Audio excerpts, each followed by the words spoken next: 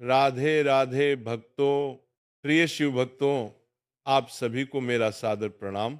आप सभी जानते हैं कि सोमवार भगवान शिव को समर्पित विशेष दिन होता है और जब सोमवार के साथ एकादशी का पावन संयोग बनता है तो इसे हरिहर मिलन योग कहा जाता है। ये दिन साधारण नहीं बल्कि अत्यंत फलदायी माना गया है। सोमवार को पड़ने वाली एकादशी पर यदि कुछ विशेष उपाय श्रद्धा और नियम से किए जाए तो भगवान शिव और भगवान विष्णु दोनों की कृपा एक साथ प्राप्त होती है।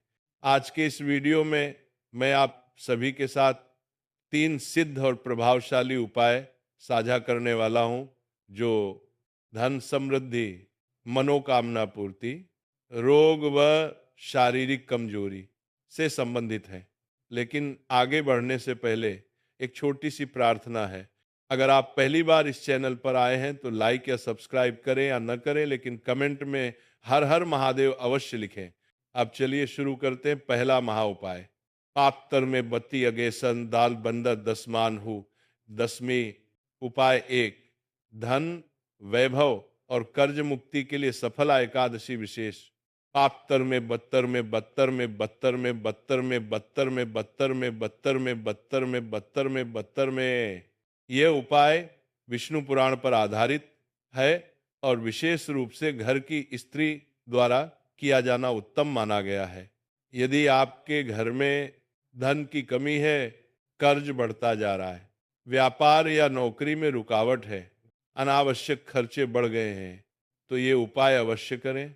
आवश्यक सामग्री: 1, तांबे का 1 लोटा शुद्ध जल। 2, 108 साबुत अक्षत टूटे हुए नहीं। 3, हल्दी की 1 गांठ। 4, घी का दीपक लंबी बाती वाला। 5, थोड़ा सा गंगाजल। विधि: 108 अक्षत और हल्दी की गांठ 1 कटोरी में रखें। तुलसी जी के गमले के पास दीपक जलाएं। बाती का मुख उत्तर दिशा में रहे। लोटा जल और कटोरी तुलसी जी के पास रखें। दाहिने हाथ की हथेली में थोड़ा गंगा जल लें, अपना नाम व गोत्र बोलें और कटोरी में डालें। इसी प्रकार 7 बार करें। मन में धन, समृद्धि और वैभव की कामना करें और वहां से लौट आए। द्वादशी के दिन क्या करें? स्नान के बाद कटोरी की सामग्री और जल को तुलसी जी की जड़ों में समर्पित कर दें। मान्यता: जिस घर की स्त्री ये उपाय करती है वहां मां लक्ष्मी का वास बना रहता है और कर्ज का योग नहीं बनता।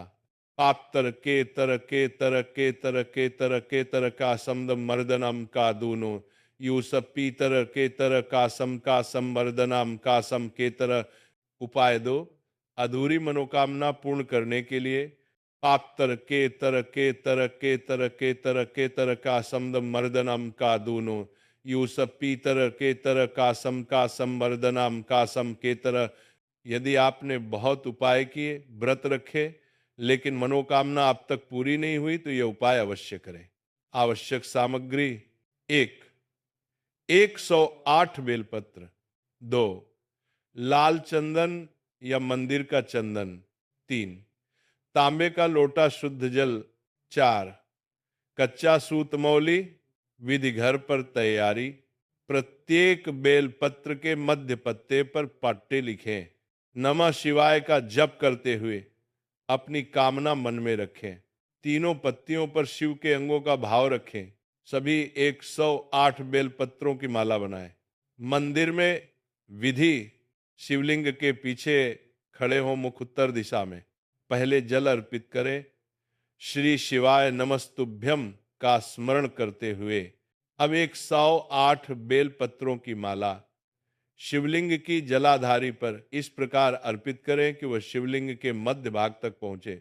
विशेष फल: गुरुवार की एकादशी पर किया गया यह उपाय अत्यंत शीघ्र फल देने वाला माना गया है। स्त्रियों के लिए विशेष: यदि कोई स्त्री इस दिन व्रत रखकर पीली वस्तु, चना दाल, हल्दी, पीली चुनरी आदि का दान किसी सुहागन को करती है तो उसकी मनोकामना अवश्य पूरी होती है।